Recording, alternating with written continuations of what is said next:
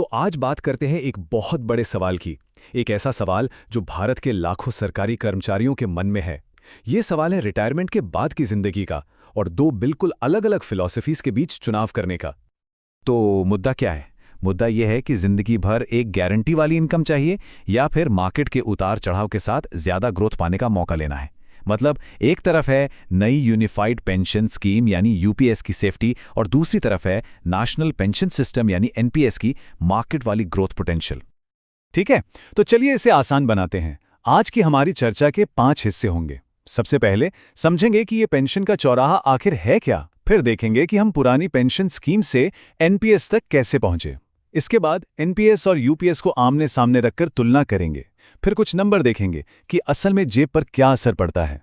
और आखिर में बात करेंगे सबसे बड़े सवाल की, रिस्क या गारंटी। तो सबसे पहले बात करते हैं पेंशन के इस चौराहे की। देखिए, 1 अप्रैल 2025 से एक बड़ा बदलाव होने जा रहा है। जो भी सेंट्रल गवर्नमेंट के कर्मचारी अभी एनपीएस में हैं, उनके सामने एक नया ऑप्शन होगा, यूनिफाइड पेंशन स्कीम यानी यूपीएस। और बस इसी वजह से हर कोई एक बहुत बड़े फैसले के मोड़ पर आ खड़ा हुआ है। लेकिन ये नौबत आई ही क्यों? आज के इस ऑप्शन को ठीक से समझने के लिए थोड़ा सा पीछे चलना होगा, मतलब इतिहास में। हमें यह देखना होगा कि भारत ने अपनी पुरानी पेंशन स्कीम यानी ओपीएस को आखिर बदला ही क्यों था। तो पहले क्या था? पहले थी पुरानी पेंशन स्कीम, जिसे हम ओपीएस कहते हैं। ये एक डिफाइंड बेनिफिट प्लान था। मतलब नाम से ही साफ है, बेनिफिट पहले से डिफाइंड था। सरकार आपको एक फिक्स्ड पेंशन देती थी जो आमतौर पर आपकी आखिरी सैलरी का 50% होती थी। और सबसे बड़ी बात, मार्केट ऊपर जाए या नीचे, सारा रिस्क सरकार उठाती थी, कर्मचारी नहीं। मतलब रिटायरमेंट के बाद की इनकम एकदम पक्की। लेकिन इस गारंटी की एक कीमत थी और वो कीमत सरकार चुका रही थी। जैसा कि इस चार्ट में देख सकते हैं, राज्यों का पेंशन पर होने वाला खर्च लगातार बढ़ रहा था। सोचिए, 1993-94 में ये उनके टैक्स रेवेन्यू का करीब 11% था, लेकिन 2022-23 तक आते आते ये बढ़कर 26% के आसपास पहुंच गया। जाहिर है, ये बोझ बहुत ज्यादा था और इसी वजह से सरकार को एक ऐसा सिस्टम खोजना पड़ा जो लंबे समय तक चल सके। और इसी खोज का नतीजा था नेशनल पेंशन सिस्टम यानी एनपीएस, जो 2004 से लागू हुआ। अब ये ओपीएस से बिल्कुल अलग था। ये एक डिफाइंड कंट्रीब्यूशन प्लान है। मतलब आपका कंट्रीब्यूशन तो डिफाइंड है, लेकिन बेनिफिट नहीं। इसमें कर्मचारी और सरकार दोनों मिलकर एक फंड में पैसा डालते हैं और रिटायरमेंट पर कितना पैसा मिलेगा ये पूरी तरह से मार्केट के रिटर्न पर निर्भर करता है। तो हुआ क्या, जो रिस्क पहले सरकार का था वो अब सीधे सीधे कर्मचारी पर आ गया। तो ये थी पुरानी कहानी। अब आते हैं आज के असली मुद्दे पर, एनपीएस बनाम यूपीएस। ये जो नई यूनिफाइड पेंशन स्कीम यानी यूपीएस आई है, ये एक तरह का हाइब्रिड मॉडल है। इसे आप एनपीएस और ओपीएस का मिलाजुला रूप समझ सकते हैं। इसमें पुरानी स्कीम की कुछ गारंटी वापस लाने की कोशिश की गई है। तो चलिए इन दोनों को आप साइड बाय साइड रख के कंपेयर करते हैं। अच्छा, ये टेबल देखिए, इससे सारी तस्वीर एकदम साफ हो जाती है। एनपीएस जो है वो पूरी तरह मार्केट पर निर्भर है, वहीं यूपीएस एक हाइब्रिड है। सबसे बड़ा फर्क क्या है? वो है पेंशन की गारंटी का। यूपीएस में आपको आखिरी सैलरी के 50% की गारंटी मिलती है, जबकि एनपीएस में 0 गारंटी, सारा कुछ मार्केट पर। रिस्क की बात करें तो एनपीएस में सारा रिस्क कर्मचारी का है और यूपीएस में सरकार का। और एक और जरूरी बात, यूपीएस में महंगाई से बचाने का भी इंतजाम है।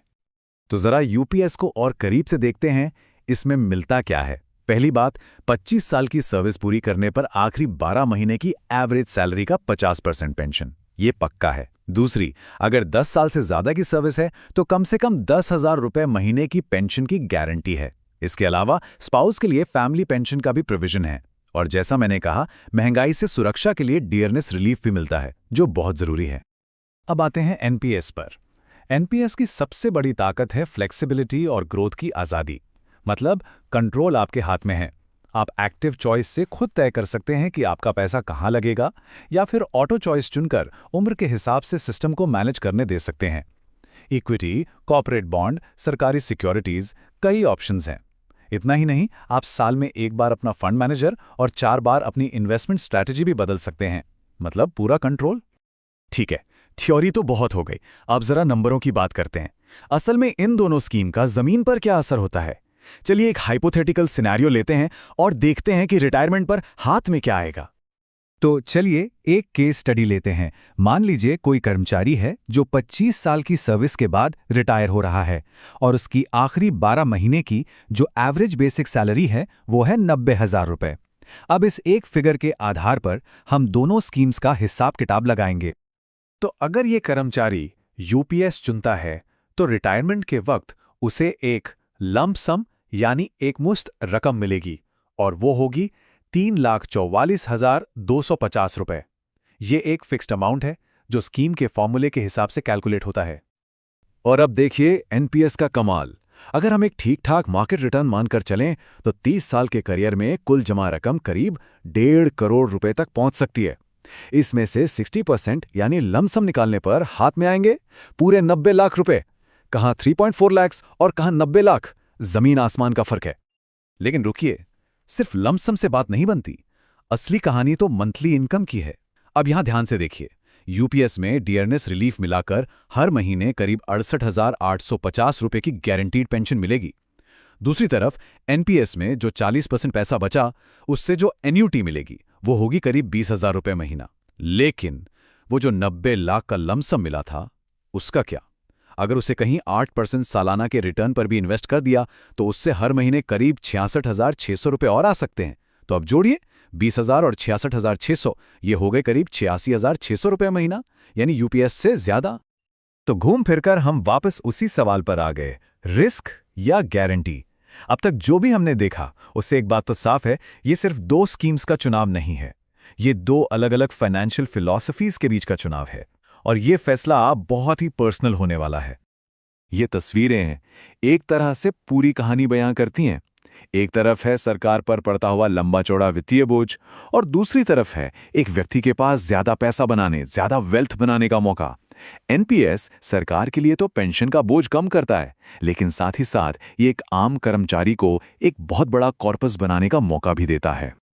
तो फिर यूपीएस किसके लिए सही है? सोचिए, अगर कोई रिटायरमेंट के बहुत करीब है तो उसके पास मार्केट में पैसा ग्रो करने के लिए ज्यादा वक्त नहीं है, या फिर कोई ऐसा है जिसे मार्केट के उतार चढ़ाव से घबराहट होती है, रिस्क नहीं लेना, जिसे बस एक फिक्स्ड, स्टेबल और महंगाई से सुरक्षित इनकम चाहिए, उसके लिए यूपीएस एक बेहतरीन विकल्प है।